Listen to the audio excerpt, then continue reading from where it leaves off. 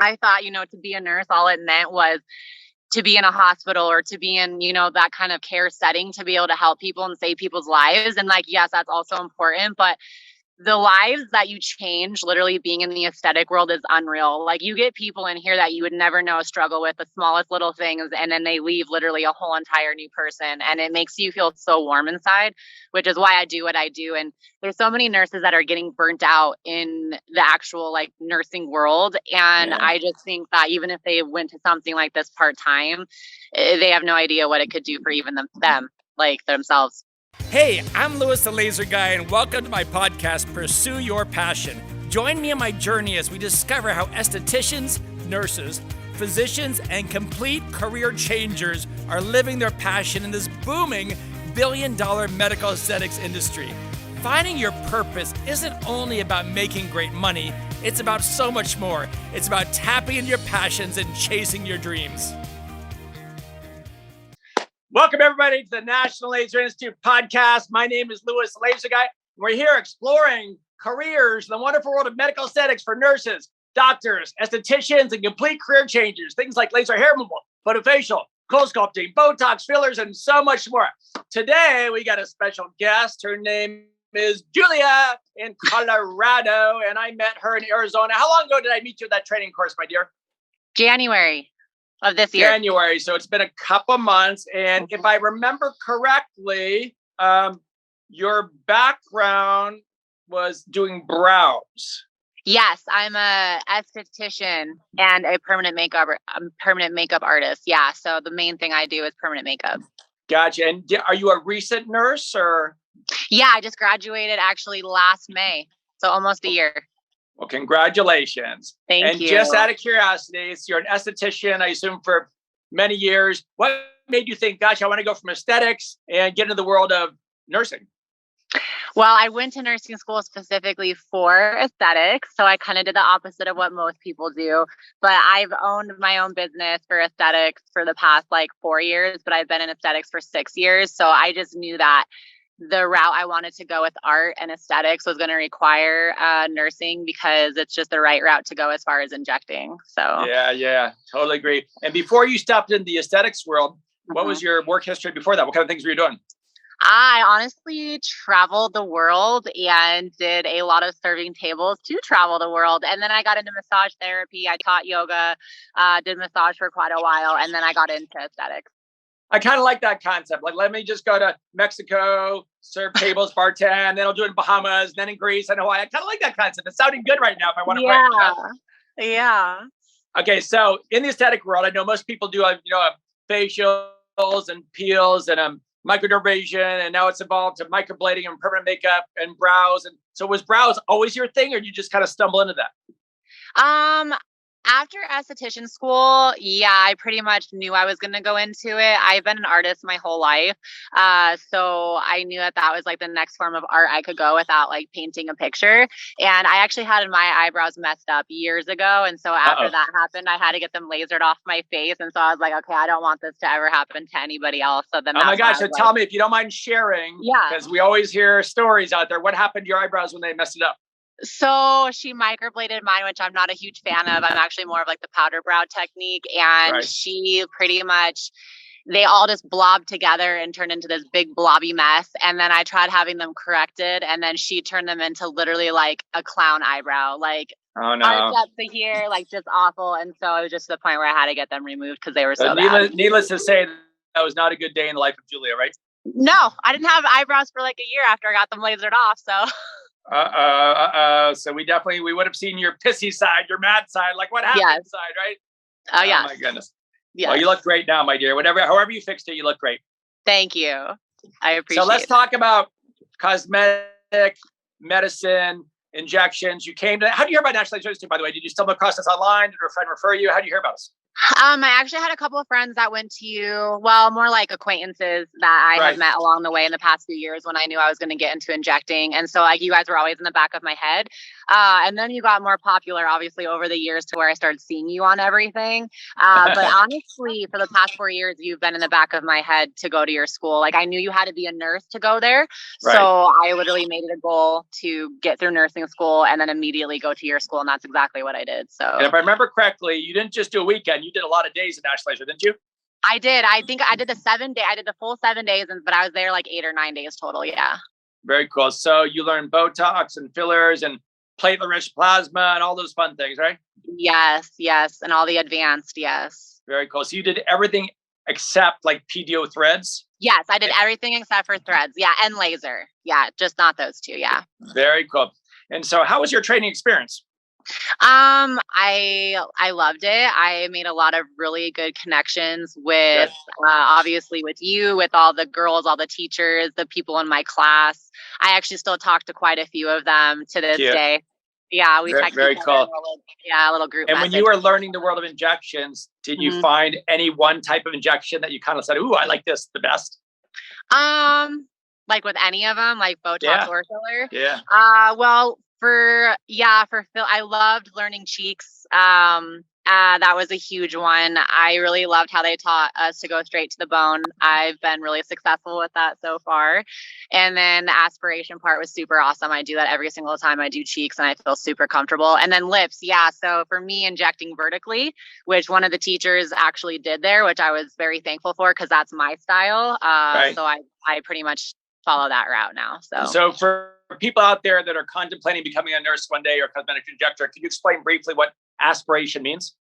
Yeah. So aspiration is where when we put the needle into the area that we're going. So obviously for cheeks, we'd go all the way to the bone, and then we're going to pull back on the syringe and put air into it to make sure that we're not in an artery.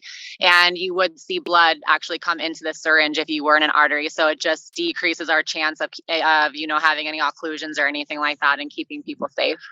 Right. It's a nice little safety technique. Awesome. Yeah. Okay. So you finish National Insurance Tube. You fly home from Arizona to Colorado. You got a busy aesthetic practice doing aesthetics, no injections. And I'm just curious. Tell me about the first day you did that first injection treatment, Botox fillers. What was the treatment? Was it on a friend, family? Tell me about it. Were you nervous? I was a little nervous. I'm not going to lie, but for some reason it felt so natural to me. I wasn't as nervous as I thought I was going to be. It was on a friend who I've known and done brows on. And then I did family after that. And I want to say I did like at least 8 to 10 people in that first week. And It was all on family and friends. But they were all, like, I trust you. You've done my brows. I'm good. And I want to say I'm close to like 30 people right now. And I've only been doing it for about a month. Wow. So you've got 30 clients already. That's awesome. Yeah, that I've done just lips on. And then I've done quite a few people for Botox, and actually the PRF too, the PRP and the PRF I've been doing a lot of as well. Yeah, we are starting to do a lot more PRF like under the eyes area. It's pretty cool stuff, huh? It's awesome. It's awesome. Yeah, for those of you guys that don't know what PRF is, well, PRP, you guys, is platelet-rich plasma, where we take your blood from your body, we spin in a device called a centrifuge, we separate the good blood from the bad blood, we take the good blood, which is said to have stem cells and growth factors, we inject in your face. But then there's a methodology there where we do a little bit differently, where we call it PRF, where I guess it's a little bit thicker almost. It just looks great under the eyes and things like that. So that's kind of latest and greatest. So for those of you guys watching, the reason I want to talk to Julie, I think it's such a great thing she's doing, because most people come to me and say, Lewis, how can I make more money? How can I make more money? And I always say the best way to build a business is by having some synergies. Like, let's say maybe you're a hairstylist that learns how to inject. Now you got all these hairstylist customers. You can offer Botox and fillers. Well, this young lady is an aesthetic provider doing a ton of brows. She's got people she can talk to. She's got hundreds and hundreds, if not thousands of clients that she's already seeing. Now all she has to do is tell them a story of how she got trained in Botox and fillers and she loves it, and just tell stories. Then all of a sudden they'll say, wow, will it work on me? Will it look good on me? How much does it cost? And then it just evolves, right, Julie? Is that pretty much how it goes down? Yes. And once you build your trust with your clientele, they'll never leave you. And so like even my girls that were like, oh yeah, I'll be your first girl for filler. Like people like were like, are you serious? You're going to be her first girl? And they're like, yeah, I've already like had her trust since day one of her tattooing my face. Like I know her and I know she's a perfectionist. And so when you establish that with other people, you don't even have to worry about the rest. It just kind of comes. Right. So now that you're doing a lot of brows and stepping in a lot of injectables. Is there like a favorite, or do you like them equally, or are you just torn? Or I'm not gonna lie, I am purely in love with injecting. very cool, very cool. Purely in love. Yeah. And if you could only do one thing, would you do like lips on females, or raise your eyebrows, Botox? Like, if you could, or cheeks, or if you could only do one thing for the rest of your life in injections, what would it be? Lips.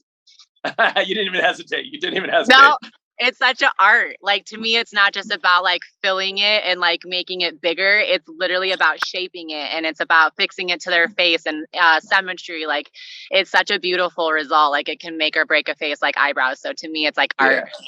Now, how do you handle the client that wants these big ass lips because they've seen these pictures out there, and you just know it's just too much, look ridiculous on them, but they're begging you. They're saying, no, I want 2 or 3 syringes. I want to look like this. And in your mind, you're thinking, oh my God, this girl's crazy, but she's my friend. How do you deal with that?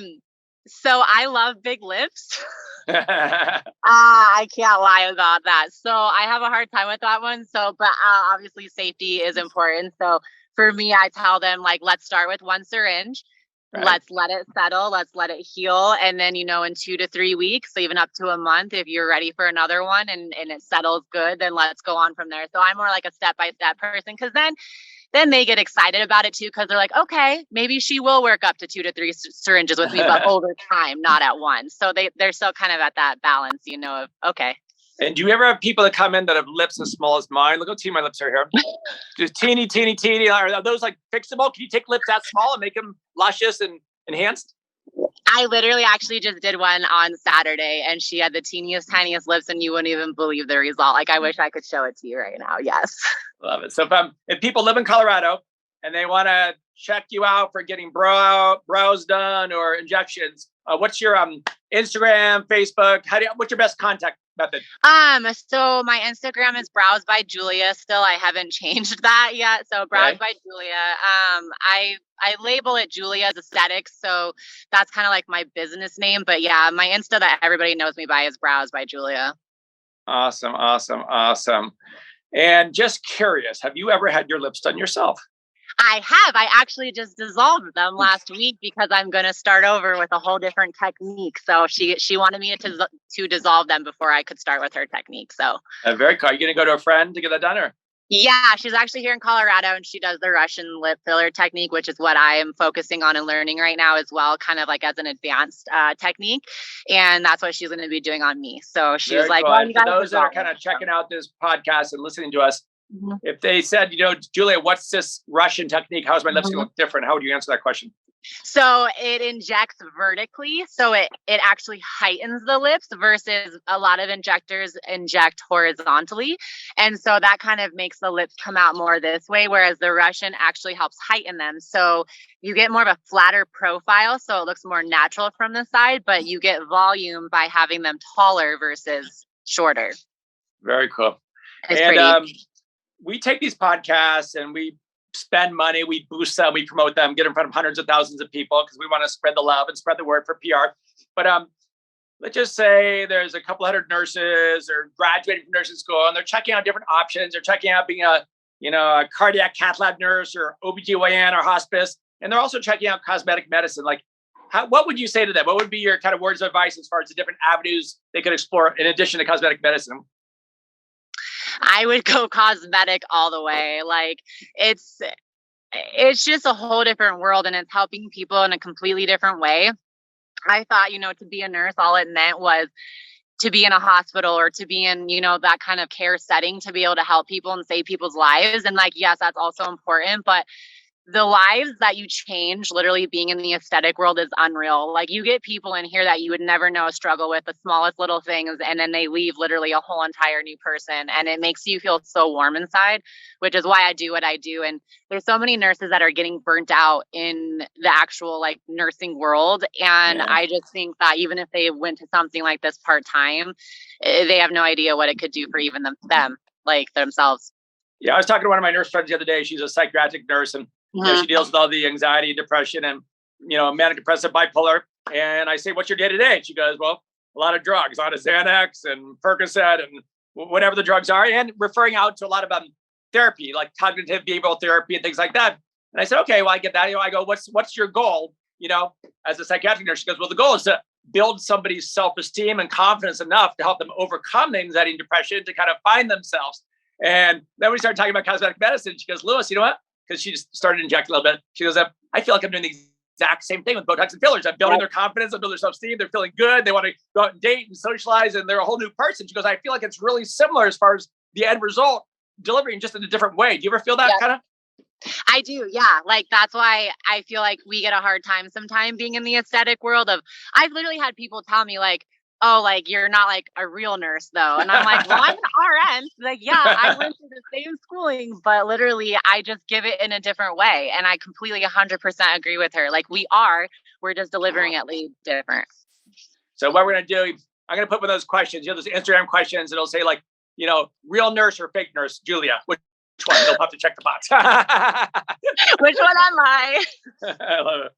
All right, my dear. Well, nice catching up with you. I just want to check in and see how you're doing. But sounds like you're loving life and enjoying it. And sounds like you're busy.